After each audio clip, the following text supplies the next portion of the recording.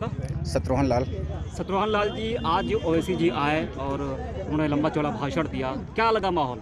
माहौल अच्छा लगा और जनता का मूड धीरे धीरे, जो हमारा नौजवान है वो धीरे धीरे एक प्लेटफार्म पे आ रहा है और उसकी नौजवान की जो आवश्यकताएं हैं वो किसी और पार्टी में पूरी नहीं हो रही हैं, इधर उधर बहक रहा है। अब उनको एक ऐसा लीडर मिला है, दलित भी आकर्षित हो रहा है क्योंकि संविधान के बारे में अच्छा सर को ज्ञान है और संविधान के बारे में अच्छा बोलते हैं, संसद में बोलते हैं तभी संविधान की आवाज़ लगाते हैं। और रही बात है पब्लिक की, पब्लिक धीरे धीरे सराकों पे बैठा रही है असद साहब को। आने वाला ये लग रहा है कि हमारा युवा MIM पे भरोसा करेगा और जम के पोलिंग होगी। शत्रुघ्न लाल जी, ओवैसी पर ये इल्ज़ाम लगता है कि वो मुसलमानों के नेता है और AIMIM मुसलमानों की पार्टी है, लेकिन शत्रुघ्न लाल भी आज जुड़े हैं ओवैसी के साथ। जी, मैं उनके कुछ जो हमारे उनके विचार हैं, जिस विचारधारा के हम लोग हैं, ठीक है, कुछ थोड़ा समय विचारधारा हमारी उनकी मेल ये खा रही है कि हम लोग BSP के थे, लेकिन BSP धीरे धीरे मानवर काशीराम के द्वारा जो नींव डाली गई है उससे अलग हटती जा रही है, तो हम लोग कहीं दूसरा अपना लीडर खोज रहे हैं।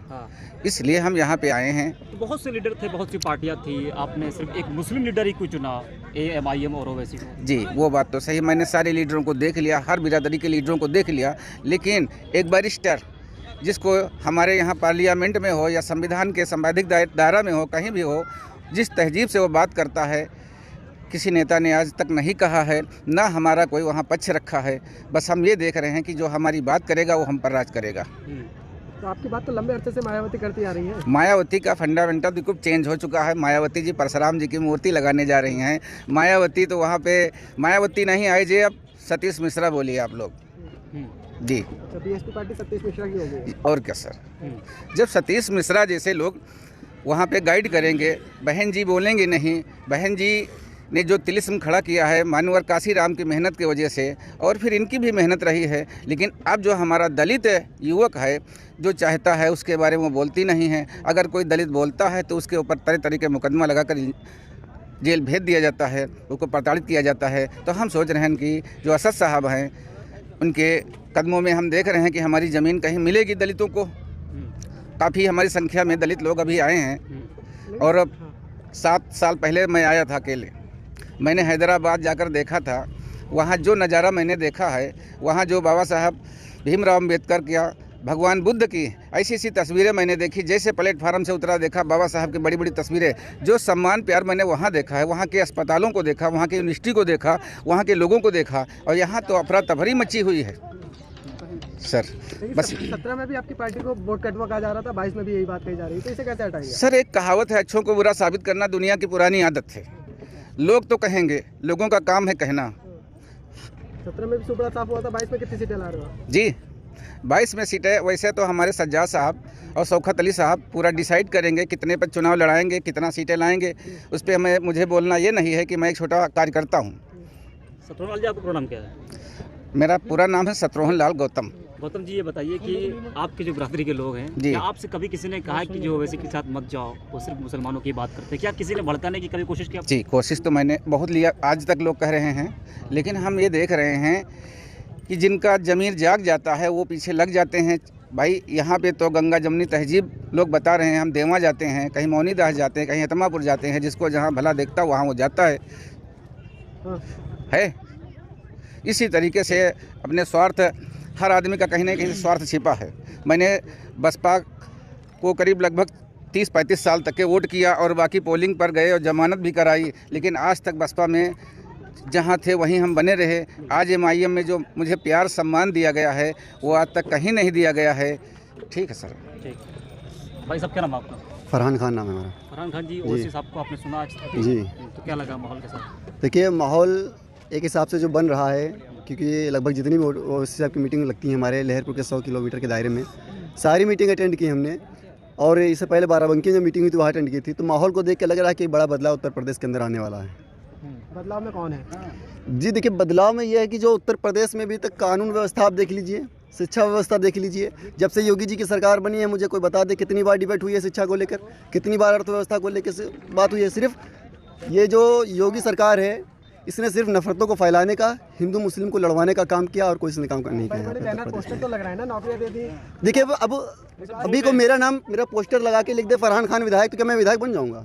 वो तो एक हवा में बात हो रही है, डाटा लाइए, डाटा पे बात होती है ना, डाटा पे बात हुई इसमें। ऐसा थोड़ा है कि हवा में इस बात कर दी। 2 करोड़ नौकरियाँ गई तो कहाँ गई? मुझे दिखाइए ला के कितने लोगों को नौकरी मिल गई? हमारे महिला सिवाय किसी को नहीं मिल गई नौकरी अभी तक। जो कल भी बेरोजगार रह लेते आज भी बेरोजगार रह रहे हैं। तो नंबर 1 नहीं बना उत्तर प्रदेश? नहीं, उत्तर प्रदेश नंबर 1 नहीं बना है, बल्कि 10 साल पीछे चला गया जहाँ से था। 10 साल नहीं 15 साल यार। आपने एक बात कही कि जो है कितने शिक्षा पर, बेरोजगारी जी। पर, रोजगार पर कितनी डिबेट है, जी। कहीं ना कहीं इशारा आपका न्यूज़ चैनल पर भी है। जी बिल्कुल है। हाँ। देखिए, न्यूज़ चैनल को हम गलत नहीं कहेंगे कि कोई न्यूज़ चैनल मीडिया जो है देश का आईना है, लेकिन मेरे ख्याल से अगर मीडिया अपना काम कायदे से करे, जो वो मुद्दे हैं वो लोगों को, मतलब ये राम मंदिर, वो मंदिर, फलाना मंदिर, वो मस्जिद, इसमें उलझा देते हैं। इसमें ना उलझा करके कोई भी जब नेता वहाँ पर डिबेट के लिए आए तो उससे सवाल ये पूछे, बताइए आपने शिक्षा व्यवस्था में कितना सुधार किया है, आपने यहाँ पर कानून व्यवस्था को कितना वो कंट्रोल किया है। ऐसे मतलब कि कांड हो रहे हैं उत्तर प्रदेश के अंदर, जिसके बाद उसको कोई सुनाई करने वाला नहीं है। कोई अगर अपने मारा गया रिपोर्ट लिखवाने जाता है तो उल्टा उसी के नाम रिपोर्ट लिख दी जाती है।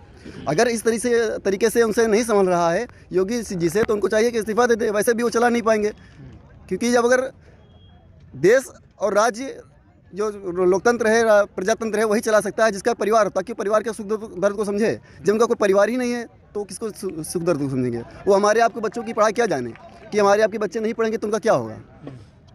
तो यही सब बातें हैं। इसी बातों को रख कर के हम MIM पार्टी को, ऑल इंडिया मजलिस इत्तेहादुल मुस्लिमीन को 2022 में हम लोग सपोर्ट कर रहे हैं, और इंशाल्लाह मेरे पूरी उम्मीद है कि 100 सीटों पर चुनाव लड़ा जा रहा है। ज़्यादा से ज़्यादा सीटें हम अपनी दम पे हासिल करेंगे। हमसे अगर जिसको गर्ज है वो गठबंधन करे, कर जिसको गर्ज नहीं हमसे गठबंधन ना करे।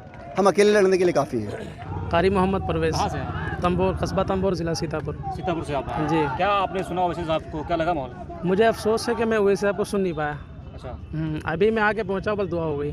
टाइम से निकले नहीं आप? नहीं, टाइम से निकले, 1 घंटा या 2 घंटे यहीं घूमते रहे, पूछते रहे कहाँ है गाँव। अच्छा अच्छा। जी, ये वैसे आपकी मोहब्बत है, इसी में हम लोग चल कर के आए हैं यहाँ।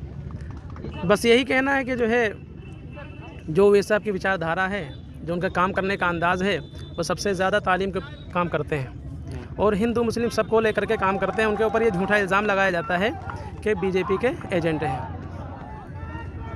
ये उनके ऊपर झूठा इल्ज़ाम लगाया जाता है, हालांकि ऐसा नहीं है। वो हिंदू मुस्लिम सबको लेकर के चलते हैं। मंचों तो सिर्फ उन्होंने मुसलमानों की बात की।